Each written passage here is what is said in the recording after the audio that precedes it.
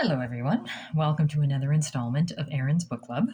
I have a book review to do with you today. I actually finished it a couple days ago, but it's taken me this long to think about what I'm going to do for my review because I'm extremely conflicted about this book, and I'm becoming conflicted about pretty much any book. Sorry, that's Ishmael. Pretty much any book that I read by this author. So the book review I have today is City of Fallen Angels by Cassandra Clare. First and foremost, the title. Well, let's look at the cover. Adore the cover. Right? I do like this style. I'm going to read the back of it just to give you guys an example of what we're dealing with.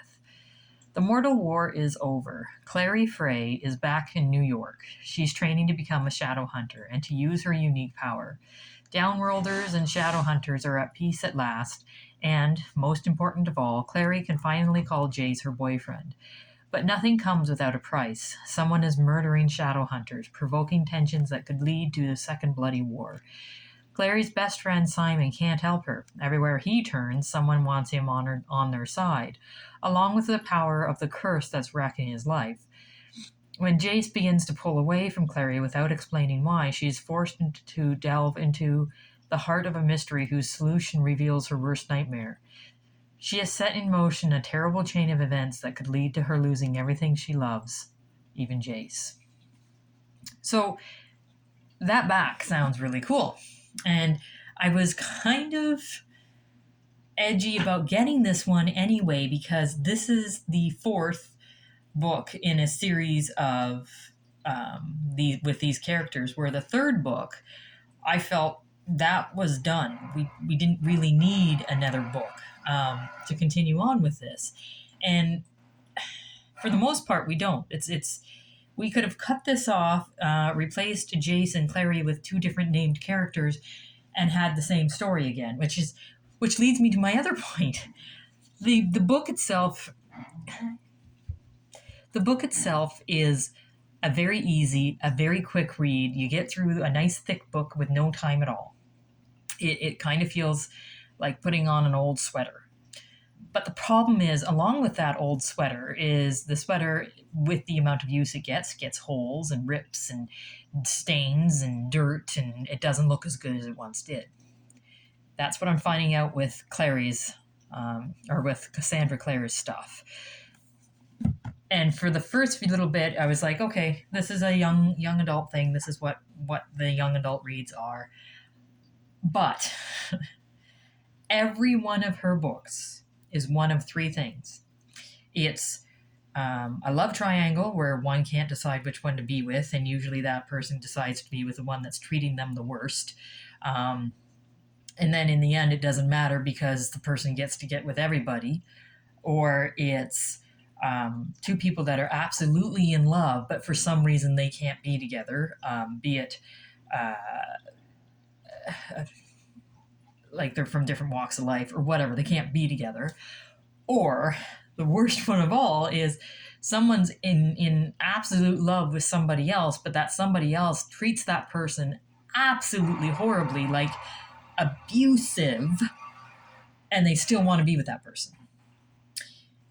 And the struggle of the shadow hunters, which is what I'm interested in, the demon fighting and everything else, is just a backdrop to those three settings. And they're always the same. There's you got different names and you got different variations of events, but they're always the same plot every time. Which, again, okay, nice to read, but it doesn't really mean much to the book. And as I continue to read these books, they're getting worse and worse and worse. And she also doesn't keep characters dead.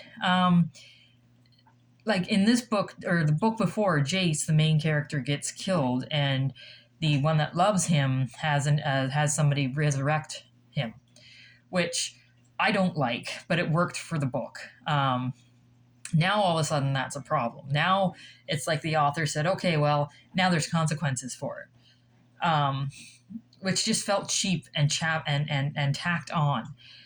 So now that this whole villain thing where, okay, you brought somebody good from the light back, now you got to bring somebody bad from the dark back, just doesn't work for multiple reasons. First of all, good and bad in these character sense doesn't work because Jace is not purely good and innocent and wonderful. There are some really dirty, bad, evil things about him. I like the book. I like the story. I'm conflicted now. Do I get the next one? Because now it's the same bloody thing. We thought we had it in the end, where finally Clary and Jace can be together, and let's have a story about Clary and Jace being together and figuring out how to survive being shadow hunters together. But no. Now Jace is going to be bonded to this other evil guy so that Clary and Jace can't be together again. And in my perspective, the only way that this is going to get saved is if it comes down to Clary having to kill Jace and Jace staying dead. If that doesn't happen, I don't know if I want to continue with these series, because she's kind of written herself into a hole here, because everything else I've written at the end, or read from her at the end of whatever story it is, everybody has a mate, everybody's happy, everybody has a significant other, unless you're a weird loner. So if she finds a way to pull off Jace being saved and then Clary and Jace being together with no ramifications after having an entire end of her book based on ramifications of bringing Jace back to life, I don't know what I'm going to do. I don't know. And it shouldn't bother me this much. It really shouldn't. But it's cookie cutter, and it's the same bloody thing. And to make it worse, I know all of this. I know it's all going to be the same thing. I've got the next book on my wish list on Amazon. I'm going to buy it, and I'm going to go through it again. So I don't know what it is. I guess it works, because I'm still buying the books. Either or. I did like the book. It was a good read, but I don't know. But I will let you guys know when I've got another book read. I'll talk to you later.